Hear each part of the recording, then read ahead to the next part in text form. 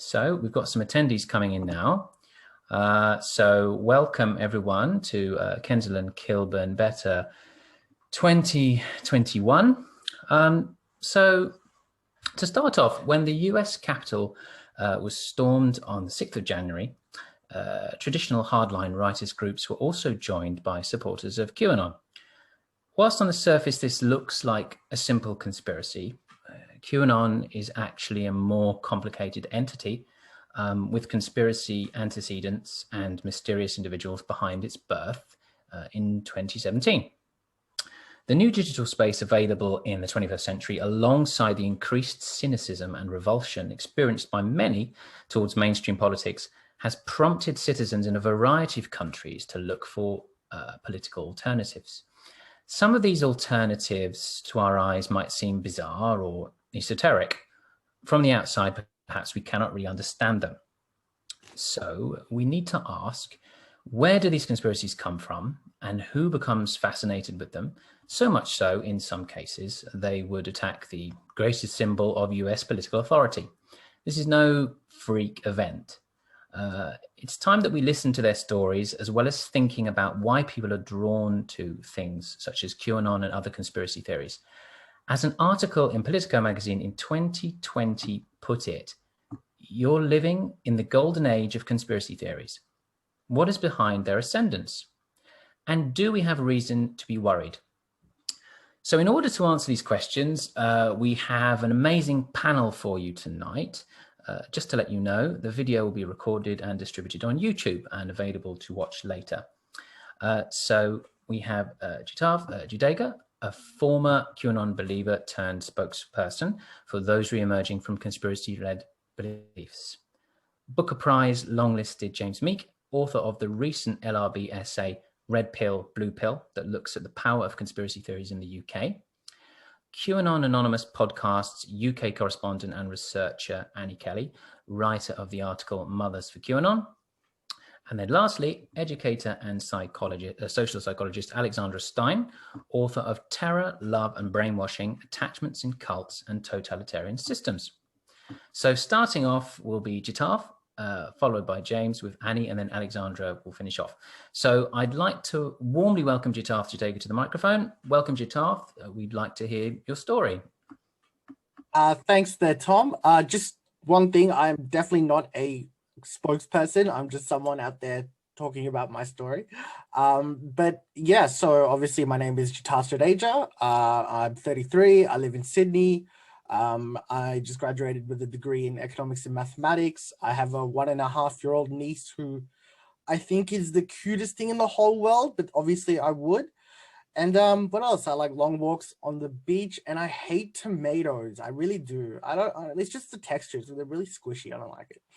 But so I started following QAnon in about December 2017. I was pretty socially isolated at the time, and I had been diagnosed with ADHD, but I had yet to be diagnosed with bipolar 2.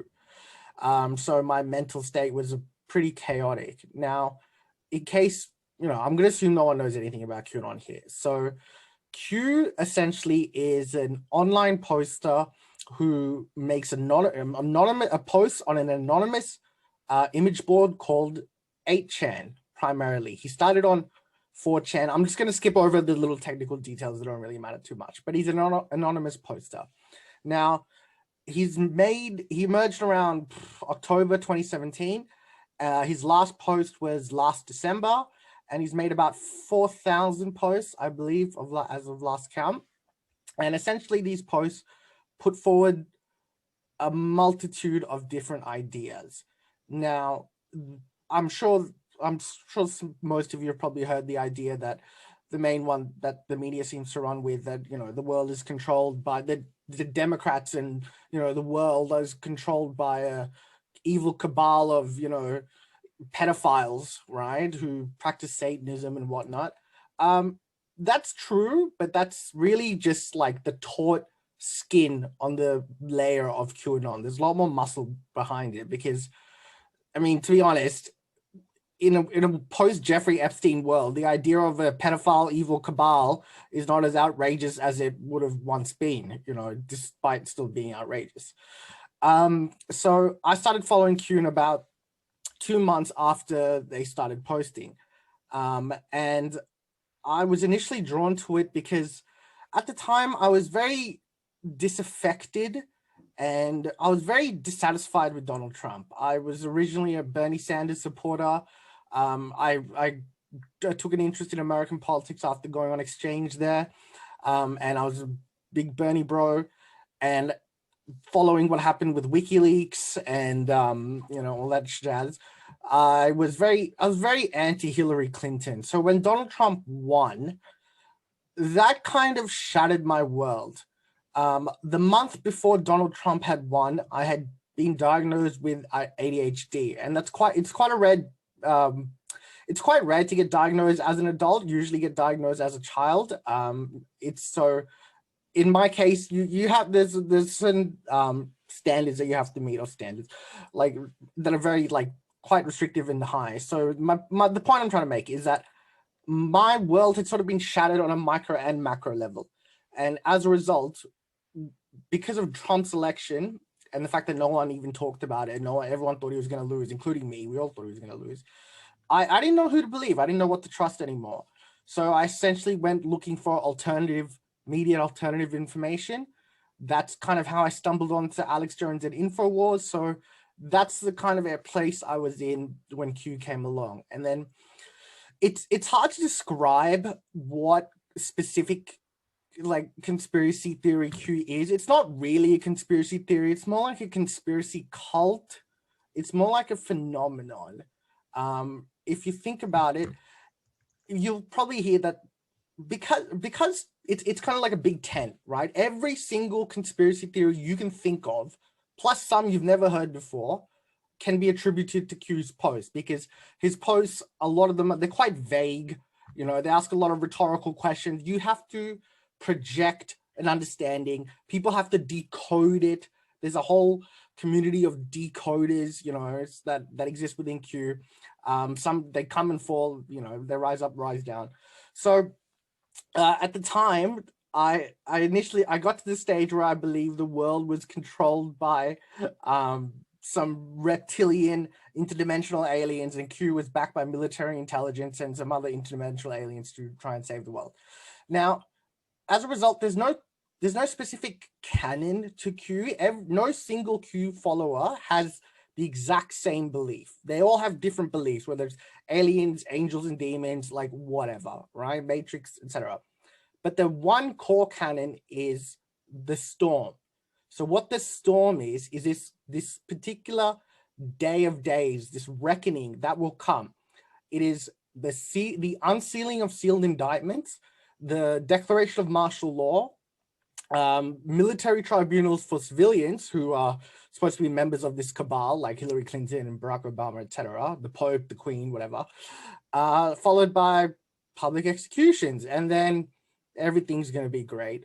So that's why it's more like a doomsday cult, in the sense that even though Q has been wrong many times about almost every single prediction, I can't even remember when he was ever right. You'd think he would have been right by now, just by chance.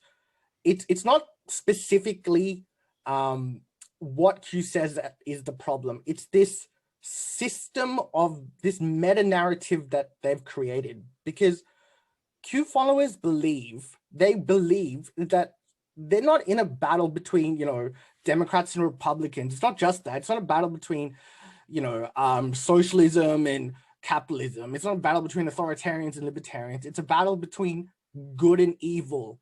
The cabal are so evil. They don't just want your, you know, your money or your, you know, your life. They want your soul. They want your very soul. They feed off it. They want your children's souls. So when the stakes are so high, you can be capable of anything. That's exactly what's going on. That's why I, at the time, was advocating for a military dictatorship, the most totalitarian form of government that could possibly exist. And I thought that was fine. That was, you know, it just never occurred to me that despite knowing the ends don't justify the means and the road to hell is paved with good intentions, It never even occurred to me that this is how it could be used.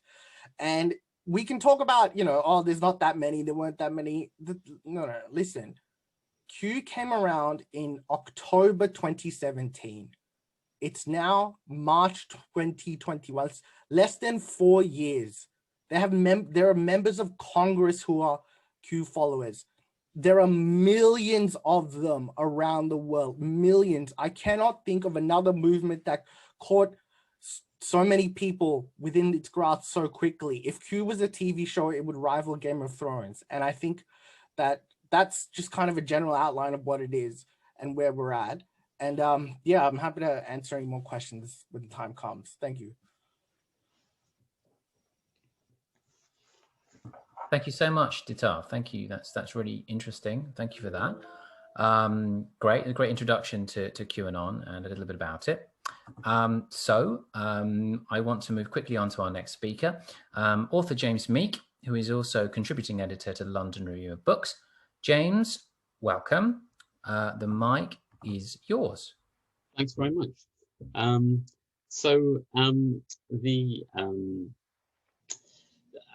The idea of the conspiracy theory is a very old one, and conspiracy theories have been with us for a very long time. The man who came up with the phrase conspiracy theory, Karl Popper, talked about how the ancient Greeks' belief in meddling gods controlling men's affairs was an early form of conspiracy theory, and I think from the work I've done on this and the thinking I've done on this, what has changed a chronic problem into something acute, into something more like an epidemic in its own right. Well, I would say that there are three reasons why we are facing an epidemic of conspiracy theories that goes far beyond QAnon, as extreme and good an example as that is. And those three reasons are the internet, and the internet. And there are so many different areas in which the ubiquity of the internet have messed with people's heads. Just to sort of give you an idea of what I'm about to talk about, this is the concept of what I call presentational equality. If you can see this headline, which I just screenshotted, this is the BBC's front page today. It's a bit difficult to focus on it.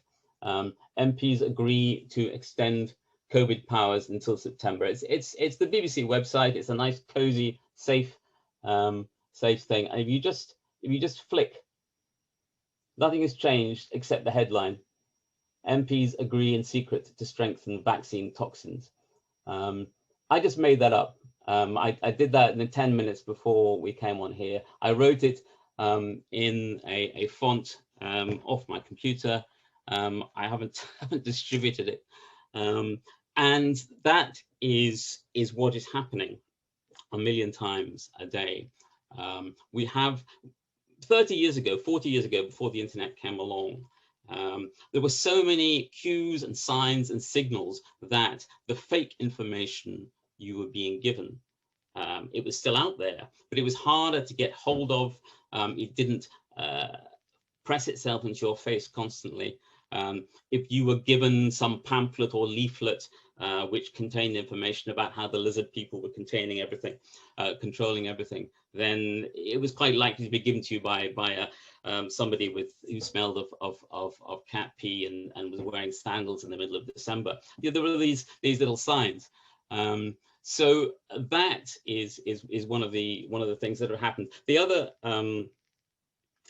one of the other ways that the internet has, I think, changed people, and Jitarth will tell me if I'm wrong, is the way that people who doubt, people who are uncertain, who are insecure, who are looking for an explanation, who are sure that somebody, some cabal, some secret plot is behind all the problems in their lives, all the things that are going wrong. These people used to struggle to find like-minded people. But now it's easy. It's Facebook, it's Twitter, it's Instagram, it's all these many bulletin boards. Your crazy idea can find another like-minded 1,000, another like-minded 10,000 or more in a very short space of time all over the world. People are able to join up. It gives you belief in your crazy idea. You can find somebody lonely and confused and uncertain, just like you. You can nurture each other's ideas, and they can grow. And that brings you on to the next point about the way that the internet is working to feed these conspiracy theories, and that's the market. Because people talk about conspiracy theories, but really there are two basic kinds. There are the originators and there are the followers. So there are a smaller number of people who actually come up with or work on or sell or promote the ideas, whether they are secondhand ideas from previous conspiracy theorists, or as in QAnon, a few little snippets of information which the Q individual or group of individuals originally came up with, and build on this to make a larger conspiracies, your own personal conspiracy, which you can then repackage and sell. Perhaps you are an Instagram influencer whose attempts to model Primark clothes for your 200 followers. That's not going very well. You haven't got what it takes. And then you notice as soon as you start talking about how 5G actually causes coronavirus, your numbers start to tick up. And you think, well, I'll do some more of this. Maybe you believe it yourself. Maybe you don't think it matters. Maybe you very cynically just promote the idea thinking it's not true, but it doesn't matter because I'm getting lots of clicks, I'm getting lots of likes. And then this group of people, the originators, the fabricators, the marketeers, they are followed by this larger group of people who, because of that presentational equality, the collapse in the difference between the authoritative sources and the non-authoritative sources, think, yes, this is what I want. I think the key weapon which can be used to defeat conspiracy theories is imagination, the power of the individual to represent reality beyond that which they can immediately see and touch with their own senses, to represent that reality in a clear, rational way that corresponds to what is actually going on in the world in some kind of way. Because of course there are conspiracies and there are evil people doing terrible things in the world, but the power of a strong personal imagination to sculpt your experience into a fair and true representation of the world beyond that which you can experience is vital. And here we come to another problem of the internet. As a novelist and a journalist, I am invariably asked whenever I do any event, can you talk about the difference between journalism and between fiction and non-fiction? And what I usually say is, well, with non-fiction, it relates to things that have actually happened. So the only way for the reader, if we're talking about written material, the only way for the reader to add to that material is for the journalist or the writer of the non-fiction book to give them more information.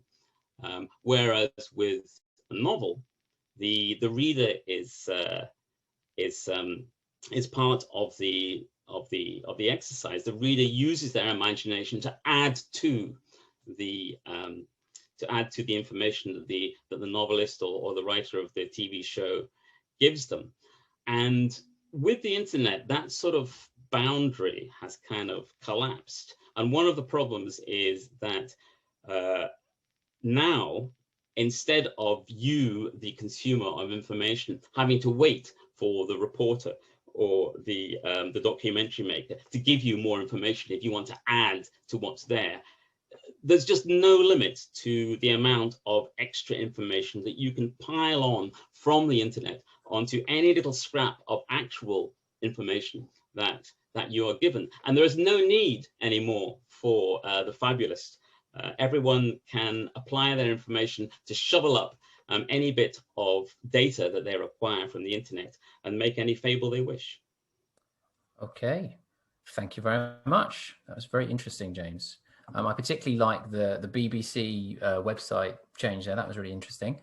And yeah, I think what you show is that people seem to have the courage of their convictions now, which they didn't necessarily have before. I think that's an interesting point.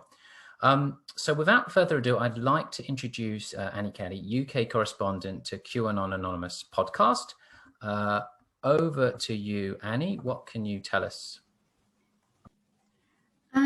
So I think a good place to start is probably just a little bit more background on myself. So I'm a researcher who began in this field doing a PhD on anti-feminism and the alt-right. That was in around 2015. And nowadays, yeah, as Tom said, I work as the UK correspondent for the podcast QAnon Anonymous, which I should stress here is an anti-QAnon podcast, which discusses misinformation and conspiracy theories. And it was in this capacity that I attended a Save the Children march in London in August last year. Now, a little background on Save the Children, which is nothing to do with the well-known UK charity, but a sort of code word slogan that some QAnon users began using to slip under the radar of algorithms and moderation on social media. The children it refers to are obviously the ones that QAnon believers imagine to be trafficked and sacrificed by an elite group of people called the Cabal. So Jitarth already gave us a really good sense of the Cabal, so I'll kind of skip a little bit where I talk about that. But I do want to say that in the UK, the movement has taken on its very own distinctive British flavour. So many of the signs I saw at the rally contained what we might refer to as like classic QAnon references, like the slogan, "Where we go one, we go all," or dark mentions of the deep state. But it also included mentions of British child abuse scandals like Prince Andrew and Jimmy Savile. In fact, in an unplanned but really predictable ending, the march would end up standing outside Buckingham Palace chanting "paedophile." Now, most of the people I spoke to at the rally told me that they'd never been to a protest before, and they seemed to have really varying reasons for being there. One man told me he'd become aware of the Cabal through the Pizzagate conspiracy theory, which is a sort of precursor to QAnon, which alleged that a DC pizza restaurant had been a child trafficking front for members of the Democratic Party. He also told me, interestingly, this is a really common theme, that Cabal laced references to child abuse in Disney movies. Another woman told me that she was there because she'd been abused as a child herself and wanted to let children who were victims of abuse know that they were not alone. One of the organisers, I think her name was Lucy, finished her opening speech with the declaration that saving our children is more important than a fake pandemic, end quote. I had to say that the diversity of the crowd was really not something I'd been expecting. In my capacity as a researcher of the far right, I'd seen and attended lots of rallies. They were nearly all men, they were nearly all white. I had expected something similar this day, but the march was dominated by young women, many who brought their children along. And although London is a very diverse city, so it's hard to say exactly how much we can tell from that, it's also worth saying that not all of them were white. And that sort of seems to be something that people often assume with QAnon believers, is that they are all white, but it certainly wasn't with this particular crowd. Now, there's a few reasons as to why I think this particular set of conspiracy theories has reached such a different crowd to traditional far-right conspiracy theories and seems capable of animating so many people. One of these is like just the most obvious one. Any slogan that focuses on children and sexual abuse in particular will naturally reach more women, who also tend to be the people who will devote more of their time to these issues on legitimate cases as well. But I do think there's something more to it, because lots and lots of far-right campaigns will propagandize themselves as being for the good of the children. And they don't all seem to draw that same kind of heavy visibility for women. So I think another one of the reasons is just like how amazingly flexible and mobile QAnon as a conspiracy theory is. It's not like most conspiracy theories, which focus on a fixed event in the past, like the Kennedy assassination, the moon landings, or 9/11, but claims to be able to decode real life events as they're happening. This also means it can refit itself to be about almost anything a demographic might care about. And I think that also helps to explain how quickly it fused with COVID-19 conspiracies about vaccinations and 5G. Now, another crucial point that can sometimes get missed when we discuss the ideological crossovers is the practicalities of social media moderation. Facebook and Instagram, in stark contrast to lots of other social media sites, have been really slow to act on moderating baseless claims about child trafficking and vaccine misinformation. Quite frequently, I noticed in my research, they would do a sort of quite sneaky move of like a press release, which would announce a crackdown on those topics, which mainly involved deleting some of the biggest pages and groups and issuing a press statement, which basically just reiterated their normal terms of service. So it kind of made it seem like they were being more proactive than they actually were. These band-aid measures were really noticeable in their effects. One thing I noticed when I started joining anti-lockdown or anti-vaccine or Save Our Children Facebook groups, or more frequently, they were kind of a combination of all three, were how many friend requests I get. And I obviously didn't accept those, but it seemed obvious to me that back channels were being set up in sort of anticipation of being banned so that a new group could be set up really easily. But the misinformation moved beyond those groups so easily, and usually just across two different kinds of channels. The first of these were mothering and parenting groups, and the second were multi-level marketing networks. I think those networks were really susceptible towards misinformation for different reasons. For parenting groups, there's already an inbuilt anxiety around child trafficking, often on the common misunderstanding that children are snatched from public places and sold. It's not uncommon for these groups, particularly local ones, to share warnings of suspicious activity, false or not. So QAnon, our Save Our Children content slipped through very easily without any detection, basically. For multi-level marketing schemes, or MLMs as they're quite commonly known, usually for products like juices, vitamins, weight loss, essential oils, most influencers had already cultivated an audience who are primed to be suspicious of things like chemicals, scientists, doctors.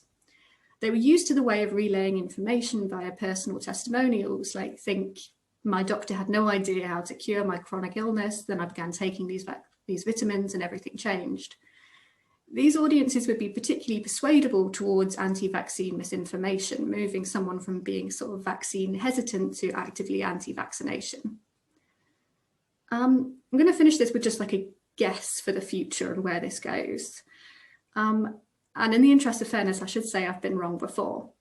But in my opinion, it's these groups we do need to look towards for the future of misinformation, because they're difficult to detect, they're experts on social media content engagement, and they come with something of an inbuilt defense mechanism. They're primarily women, or if not, gently spoken new age types.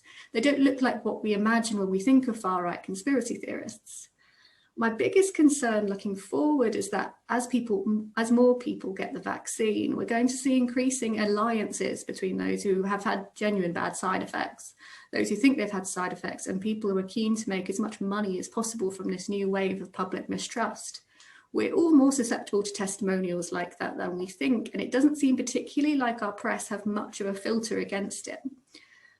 So I guess, yeah, I really hope that if that pressure group does emerge, if I do turn out to be right, which I sort of hope I'm not, that those in charge and government, news media, and particularly social media will be ready to take responsible decisions with how to handle it. But that's just a hope. Thank you. Thank you so much, Annie. That was really great. And nice to have some kind of ideas about the future and where things are going as well as some detailed examples from the research. So great. Moving on to the last speaker, last but not least, we have educator, social psychologist, and cult expert Alexandra Stein. Great to have you here. Please take it away. Okay, thanks very much. Yes, as you mentioned, my expertise is really in cults and what I call totalitarian movements or totalitarian systems. And so I thought what I would do is try to briefly describe my definition of what such a cultic system looks like, and then kind of go through that and say, does QAnon fit this? And I'm doing that because Tom asked me to, but also because among me and my colleagues in this field, we've been kind of inundated with people asking us, is QAnon a cult, and so forth. and so forth. So that, you know, people are thinking that already. So in terms of my 5-point definition, I start with the leadership, which has these two qualities of being both charismatic and authoritarian. Donald Trump is a very good example of that. There's a structure that the leadership kind of creates or that comes into or takes advantage of, which is a steeply hierarchical and principally an isolating structure. Though it may have around its edges front groups that are kind of open to the public.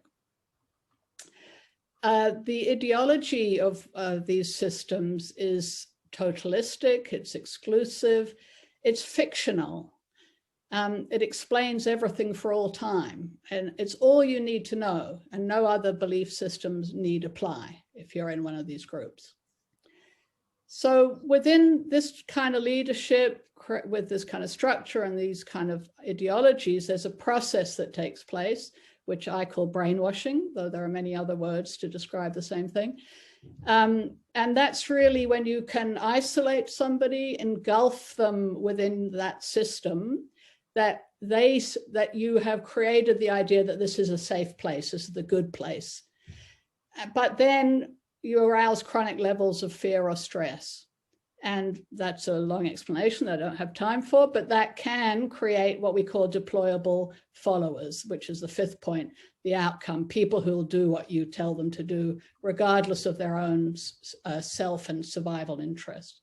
So trying to look at that from QAnon, you know, really, I don't think we know yet the internal workings and the leadership of QAnon.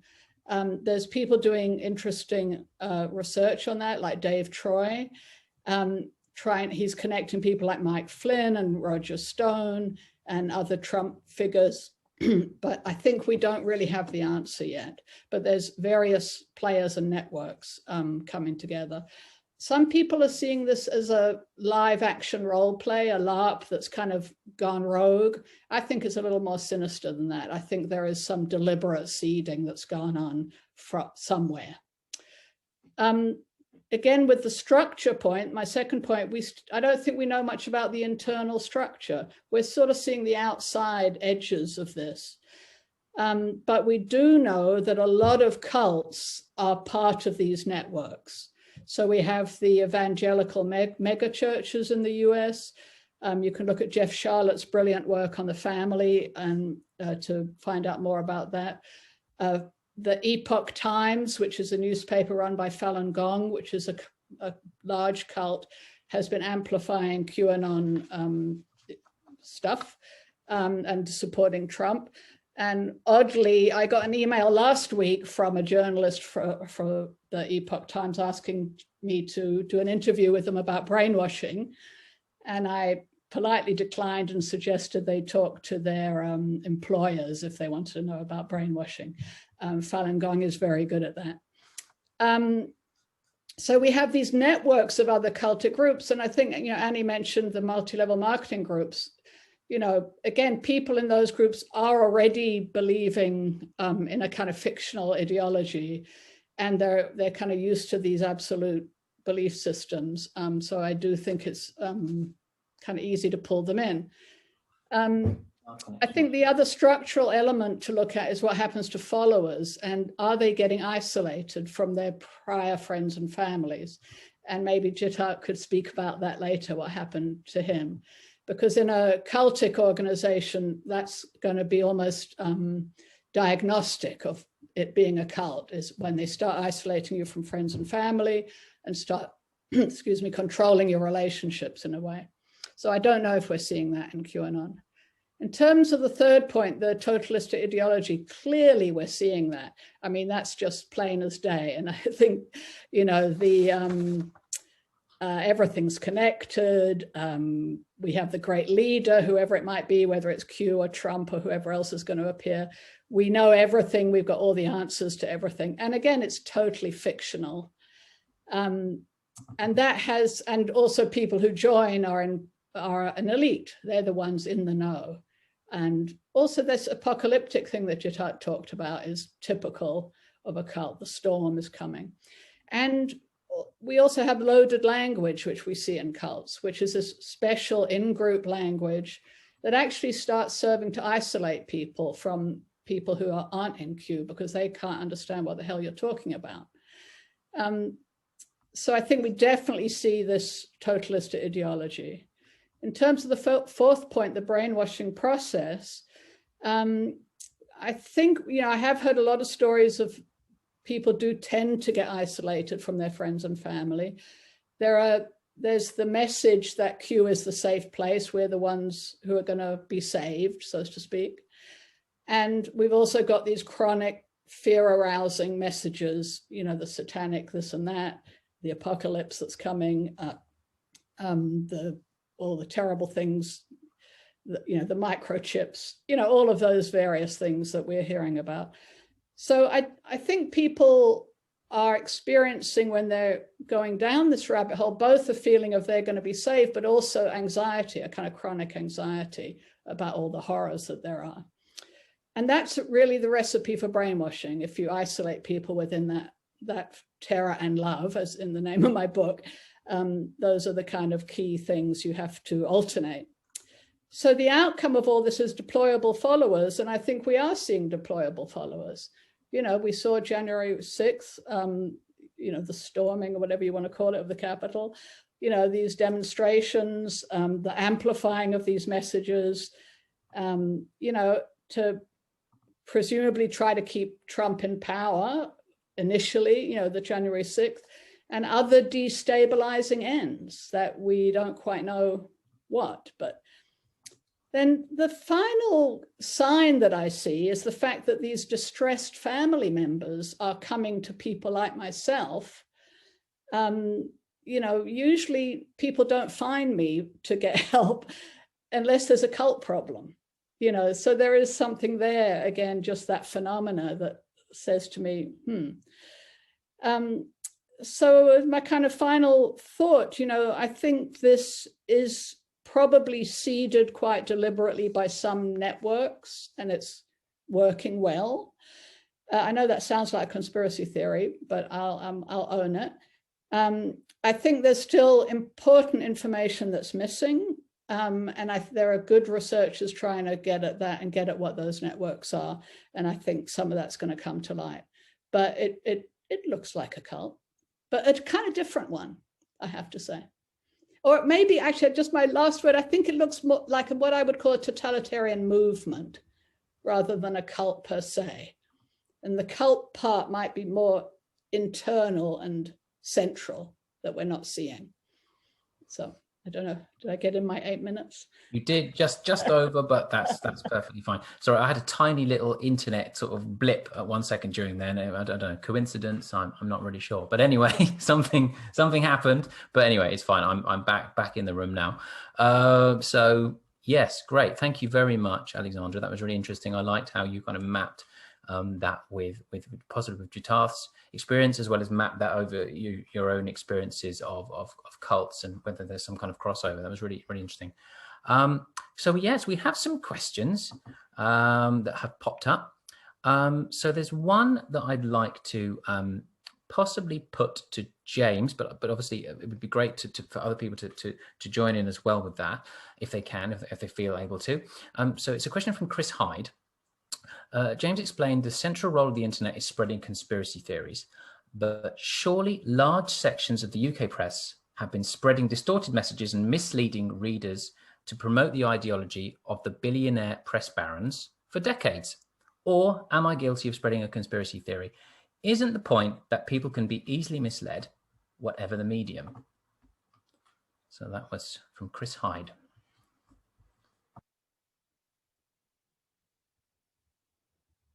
Just need to pop gotcha. your... Yeah.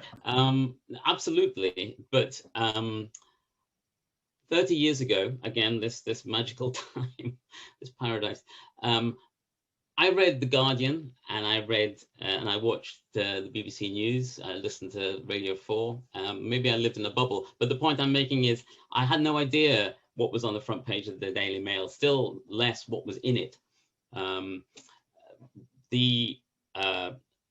In a funny kind of way, the right-wing legacy media in Britain is as powerful as it's ever been because of the internet, because of the way that people who believe in the sort of extreme stuff that you'll see in Telegraph editorials and the Daily Mail front page and the Daily Express. But it's not just them, it's people who violently disagree with everything they say, who will also spread that information.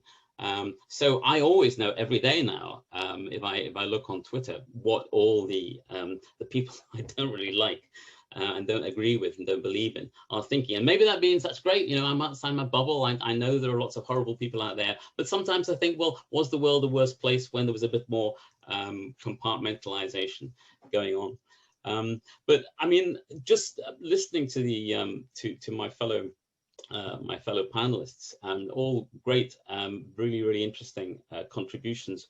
But I think the point that I would just like to sort of leave people with is that this is not, to me, it's not about QAnon. QAnon is just one manifestation. It's a symptom of a global problem. And I think we need to be very careful in thinking of this thing as it's QAnon, it's mainly America with some British influence. It's a bit like, oh, that coronavirus is in China, we don't need to worry about it. This here in Britain, this is the country where dozens of 5G towers have been burned down because people believe that they caused coronavirus. This is the country which voted to leave the European Union on a conspiracist manifesto that these people in Europe were not simply people we disagreed with, but actively malign. They were plotting against us. This was the underlying message of the hardline Brexiteers. So this is a global phenomenon. It's at every strata of society. This willingness to close down your imagination and your personal experience of how people are and how organizations actually work, and project a fantasy.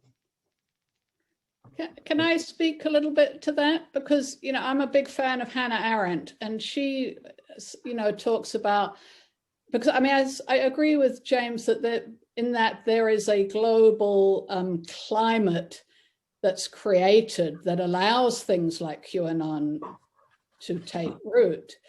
And that climate is when the people can no longer tell the difference between truth and lies. And that's which is the Hannah Arendt part of this, you know, and that's a very, very dangerous situation. And of course, we now have a prime minister who can't seem to tell the difference between truth and lies, who is not being held accountable for that. And this is incredibly dangerous. So, you know, and that is when totalitarian movements and cultic thinking can take root, because how do you tell anymore? Yeah, I think I just want to add that I think this media landscape is just the new normal, that its key characteristic is not mis or dis or malinformation, but really the key feature is that that every assertion has a point of view behind it and is supporting someone's agenda above other possible agendas. Each story repeated or ignored, each fact marshaled or forgotten is weaponized. Like the conflict, say, between Trump's reality and that of the mainstream media leads to the sense that we are no longer arguing over a partisan battle, you know, regarding the interpretation of a common set of facts, but over facts from our own realities that both represent and lead inexplicably to our own point of view. I think that reporting the news is increasingly complicated, as reporters who are, you know, supposed to be trained as neutral conduits are obliged to advocate for their perspective above competing perspectives. A process that I think, yeah, you're right, just continues to, you know, further erode the already diminished trust in journalism. Okay. Yes, thank you very much. Some good answers to that question there. So I might try and sort of compile a few questions so we can kind of get a few in together. We had an interesting one from Debbie Hayes, which I think would be best for Annie, perhaps, which would be, what do you think the end point of QAnon is, or kind of what kind of permutations could appear from it, I suppose. And then, so if you were able to perhaps talk about that, Annie. And after that, we also had an interesting question, which was from Catherine Lawson, which was, what makes some people see through the fiction, and how do people, and there was another question, which was, how do people leave, from an anonymous person on the Q&A. So I thought perhaps Alex and Jitarth could tackle that one. And obviously, if anyone else wants to chip in on any of those points, then that would also be great. So Annie, in regards to the endpoint. So, and I'm guessing I'm thinking of endpoint as in, like, you know, kind of where it could go next, as opposed to kind of like, I suppose, like a kind of master plan, because I guess QAnon, you know, at least at the level that I study, it doesn't really like feel like very kind of like planned out.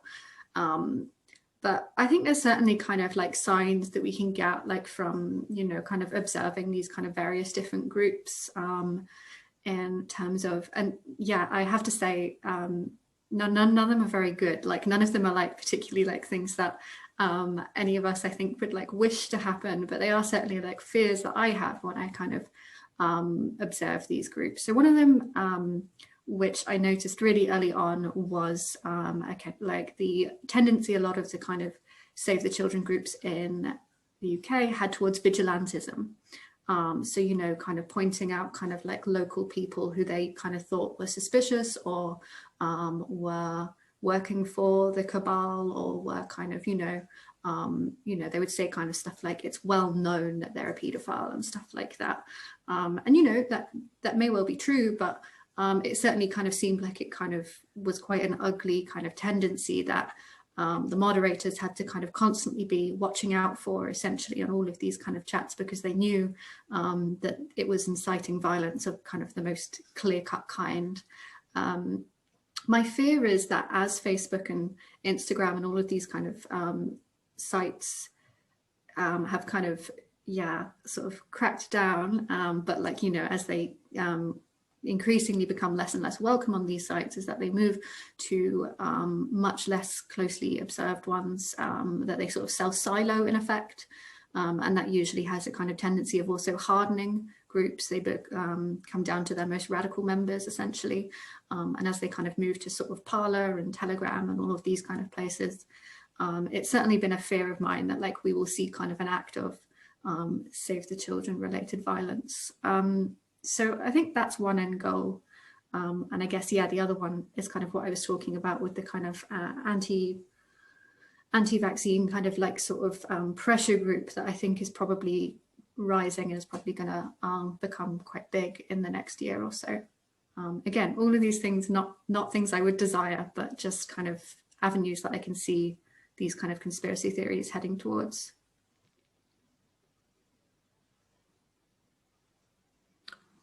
Okay, so I mean, obviously, there was the question we had. Thank you very much, Annie. That was very helpful.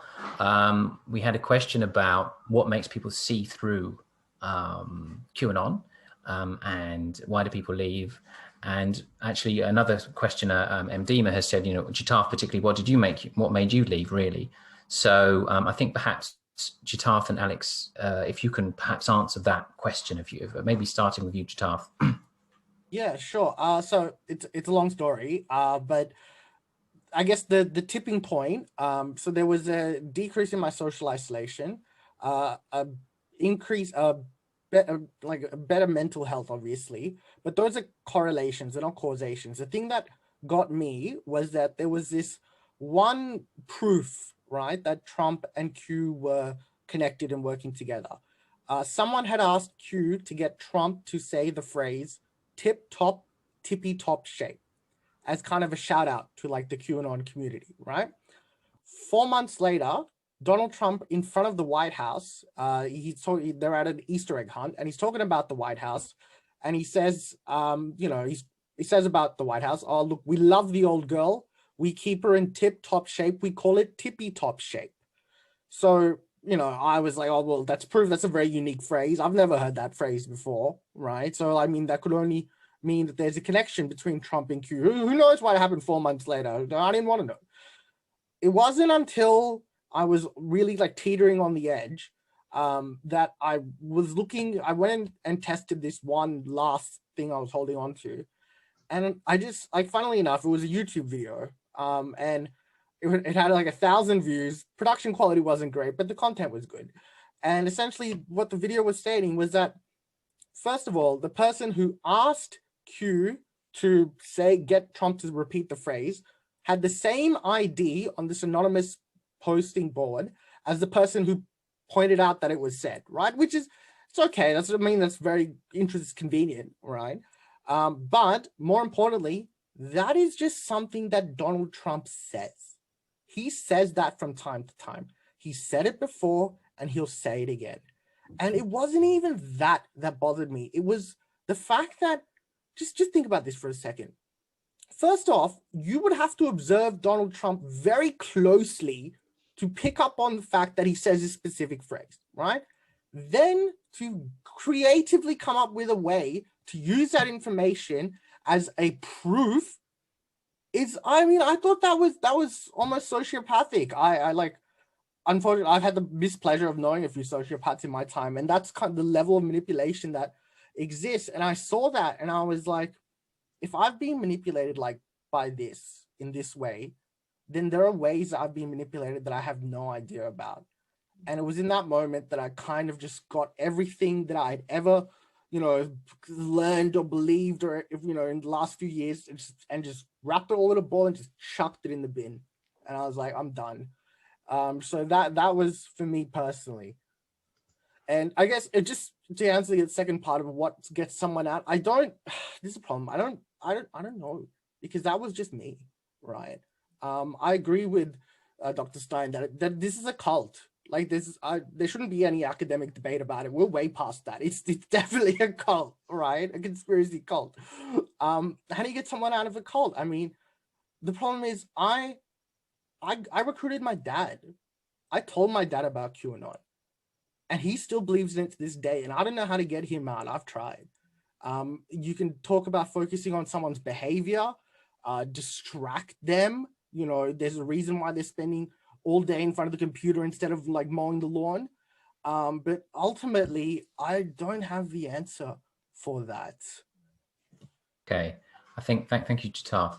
So yes, Alex, do you want to come in on that point, because that's kind of quite related to, thank you. Well, I'd like to say the ways that how you saw through it really fit the way I see this as well.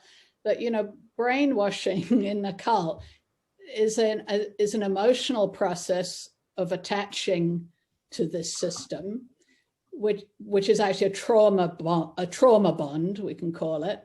So it's a kind of bond built on fear, really, but it's a long story. You can look at my work if you want to get the explanation. But that trauma bond causes people to cognitively dissociate, so they can't think clearly about that relationship. So the way you see through it often, there are two ways, both of which you spoke to, Jitarth.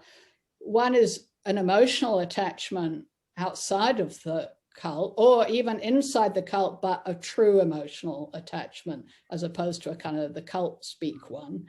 So that, if one has that helps us to be able to start thinking clearly about our reality. Whereas if we don't have that, if we don't have a safe space, a safe social space that can support our reality testing, it's very hard for us. We're social animals. We need social validation, and we need a safe space to do that, and that emotional attachment. And the second thing is, people sometimes find their way out just cognitively, like you did, through this proof. You go and you check something out, it doesn't make sense. Aha, they must be lying to me. So I think, sometimes people come out with one or the other. I think often the emotional piece is more frequently the way people see through it and get out, which relates to the second part of the question, which is the role of people who are friends and family of cult members is an extremely difficult and frustrating role, because you have to try to stay connected, and you have to try to stay kind and non-judgmental, and give them that safe space into which they can come out when they're ready, because you can't really pull them out.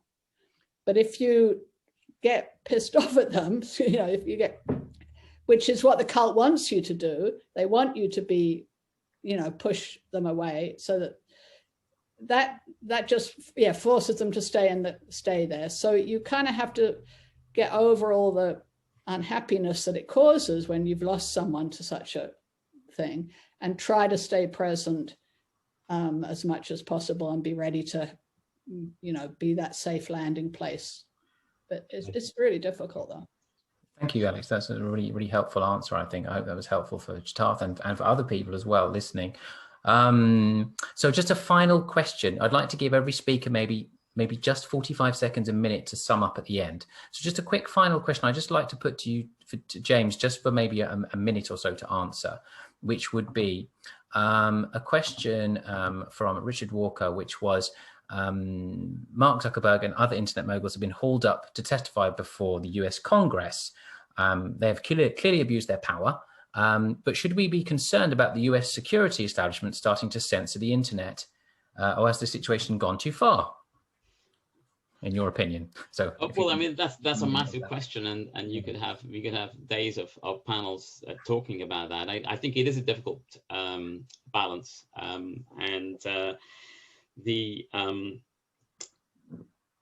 beyond conspiracy theories, there is this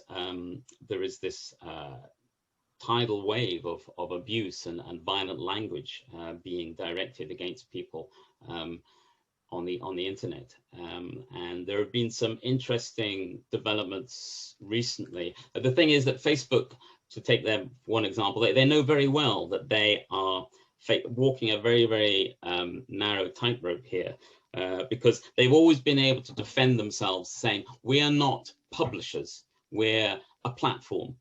We simply provide a medium, and we can't control what people do with that medium. But of course, other people say, well, no, you're a publisher, and the more editorial control they exert, the more flags and tags and deletions they start imposing on people's messages, the more people are going to say, well, we told you, you are publishers, and as publishers, you have to start taking proper responsibility, as a newspaper or a TV station would. Otherwise, we're going to sue the hell out of you. And I think there's something inevitable, however it happens, there's something inevitable about that transition from platform to publisher that Facebook and Twitter and all the rest know is going to happen. And it's just a question of how repressive it is and how much it does choke down on freedom, and how fair and just it is to all the people who have been the victims of lies and abuse. Okay. Thank you very much, James. A good answer. So we've got about 45 seconds-ish, 40 seconds-ish for each speaker. Thank you so much. It's been such a great event. I've been really interested, and I'm going to really look forward to watching this back. So just 45 seconds from each speaker to finish. What do we do? You know, should we be worried, and what should we do about the situation? So perhaps, Jitarth, if we could start with you. Yeah, you should be worried. I'm worried, and you should be very worried. Like I said, this is an existential battle for them. The storming of the Capitol was nothing. It was horrible, but it was not shocking. I was not shocked. I was shocked by it, sorry, but not surprised.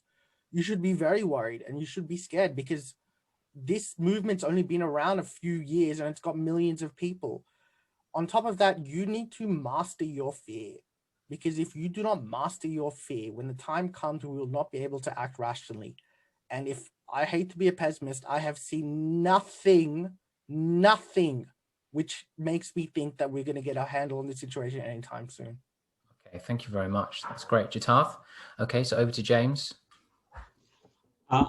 I feel that as far as QAnon is concerned, specifically, the defeat of Donald Trump may prove to be the end of that organization. QAnon itself is not necessarily the main danger. The main danger is the mindset, the internet provoked spread of craziness that of which QAnon is a symptom.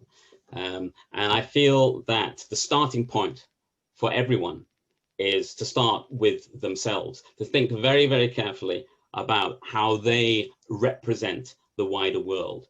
And when they have examined the power of their own imagination, the power of their own, and the faults in their own projection of reality onto the wider world, then we can all be in a stronger position to listen to people who seem to have picked up some bad ideas and talk it through with them.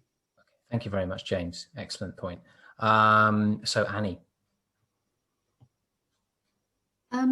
I think we need to start taking alienation seriously, and I think we need to start taking anxiety seriously. I sort of don't kind of mean as in anxiety disorder, but kind of one thing I found really interesting about the kind of Capitol riots was how many of the people who were arrested turned out to be in significant amounts of debt. I think that's like a really intriguing fact. And I think, yeah, it's kind of about, I think, you know, we can tweak with kind of like social media sites and stuff like that. But I think things like QAnon are always going to pop up, essentially, are always going to keep on coming back in. And James is totally right that it doesn't need to be QAnon next time. Like QAnon is just one part of it. And I think, yeah, we need to kind of focus on kind of materially addressing those kind of like the reasons that people are seeking this stuff, you know, for a sense of purpose, for a sense of narrative, for not just feeling so lonely, you know. Excellent. Thank you very much. Another good point from Annie. And last but not least, Alexandra, if you'd like to finish. I mean, I certainly agree with what Annie said, that we, you know, dealing with these fundamental social problems of isolation, alienation, and atomization, which is a tall order, but really important. But, you know, more specifically, things that I think can start to be done now, and that I'm and my colleagues are working on, is prevention education. And, you know, what are the, you know, we can teach this. I teach this, although very few of us are actually teaching this. We need a lot more of it. But, you know, what does propaganda look like? You know, what do cults or totalitarian systems look like? What are their manipulative behaviors? We kind of know this, and we can teach it, and we don't. And I think it should be taught in the same way that we teach sex education. You know, teach kids not to smoke. You know, it should be a public health campaign, and it's doable, but we got to have the will. And the second thing that I think is important is that we have better laws to criminalize and have sanctions on organizations that engage in coercive control, which is what this is.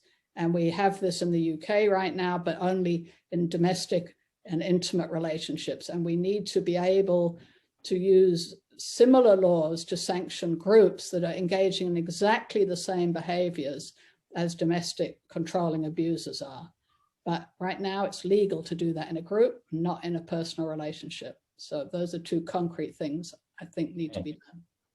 Thank you very much. That's excellent. Thank you. Thank you. That was it there. That's it. It's a really good point to finish on. I think the private public dimension is an important thing. So great. So thank you very much to all the speakers. Really great panel. I was really interested by the things that you had to say. So yeah, that's it. Sorry we didn't get a chance to answer all the questions. We had some really good questions coming through. So yes, you can find us on Twitter at KKBetter2021. We also have a Facebook page. You can see us there. It's just search for Kensington Kilburn Better 2021 on Facebook. And this video will be going up on YouTube. We have a YouTube channel as well. Please share it to anyone who might have missed this. So great. Thanks very much. Thank you, guys. And yes, have a great evening.